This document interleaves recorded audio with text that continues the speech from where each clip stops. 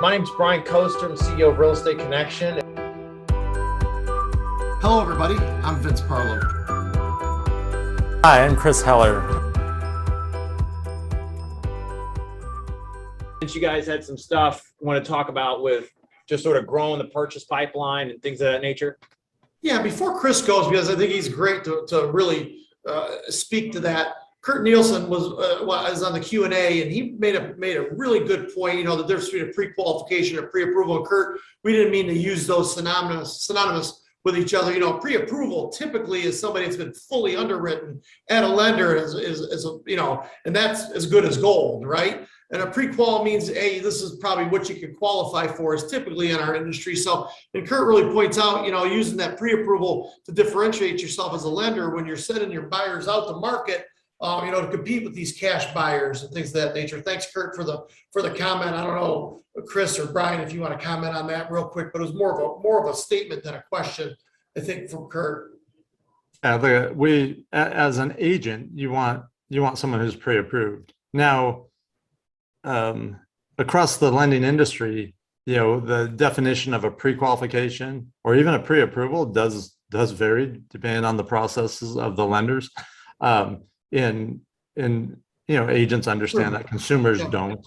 But yes, there's a big difference between me having a conversation for 10 minutes and the lender saying, well, based on what you've told me, you know, you should be qualified for X amount, versus running my credit, verifying my employment, verifying my income, verifying my source of down payment and all those things, and then issuing a pre-approval.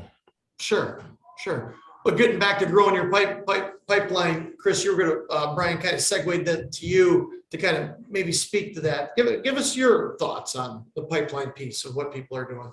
Yeah, it's probably easiest for me to answer or address that separately from an agent's perspective and a lender's perspective. From an agent's perspective, listings are always king, right? You got to list the last, you got to control the inventory. He who has the listings win, right? We know all the old adages, and that focus never changes. Again, what does change is the conversations we have. And as the rate of sales slows down, and likely the number of sales slow down, and the number of agents continues to climb, which it always does because it lags behind market shifts, then the question becomes, how do we get our unfair share? And so that means that we have to spend more time on lead generation. And lead generation could look a lot of different ways, right? It could be more referral sources, right? More affiliations with companies that were on that graphic that Brian shared, that the aggregators. It could mean more specific things we're doing to generate leads, whether it's door knocking, cold calling, expired listings, for sale by owners, more social media and more effective social media advertising and retargeting in our social networks, and lots of things, right? We're to generate more leads. And then it's all the people that we've ever touched or done business with, and making sure that we are providing value to those people and deepening whatever relationship we have, right? The relationship could be a deep one already. It could be someone we sold their house for them last year and helped them buy a house. But if we don't keep deepening that relationship, when a life event happens or something happens, they need to make a move, it's not automatic that they're going to come to us. In fact, it's less likely now than ever before because of all the platforms that are out there that are making offers directly to consumers. So that's from an agent's perspective. From a loan officer's perspective, I'll talk a loan officer versus a mortgage company, right? Mortgage companies have, I'll speak to both very quickly. Mortgage companies are all focused now on what can they do to capture more purchase business. And if they don't have a consumer brand or a direct to consumer brand, then they are really at the mercy of two things. One is lead aggregators and where they're getting leads and the quality of leads they're getting, the amount of leads they're getting. And then the other is agent and broker relationships. Do they have a retail presence out there, and is it an effective one? And what are they doing to build that presence and to build those relationships And for the mortgage company, in that side of the business, they are dependent upon that retail loan officer who's out there in the field. As a loan officer, if I'm a loan officer and I'm out in the field, then I'm looking at, okay, I'm maybe not as busy as I was, because any refi business that I had going along with my purchase business is gone. Now I'm solely on purchase business, and how am I going to increase that business? How am I going to provide more value? And those things go hand in hand, right? The way we get more business is by providing value.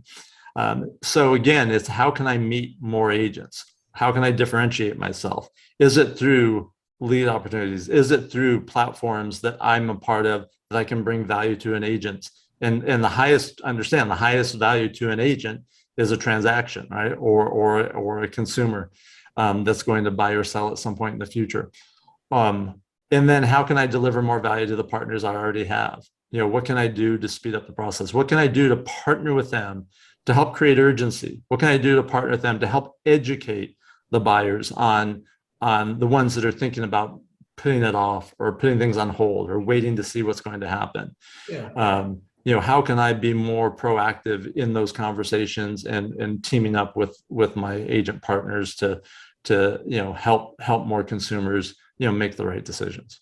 Yeah, I see the folks on social media, and I get the luxury of seeing behind the scenes how busy they are, and and really truly are they're available 24/7. They're letting people know I'm available, via Facebook or Instagram or LinkedIn or whatever. I'm available at Saturday. It's I'm in the office till 3, but available till 8. You know what I mean? It's that constant. It's like ping, ping, ping. You know what I mean? They don't give up, and they're busy for a reason, because they let people know they're all in. So yeah, and look, at being available is or will become table stakes. It's what are you doing over and above that to really bring value to your agent partners, or to grow your network of agent partners. And that's where we'll see the separation from the great ones from the good ones.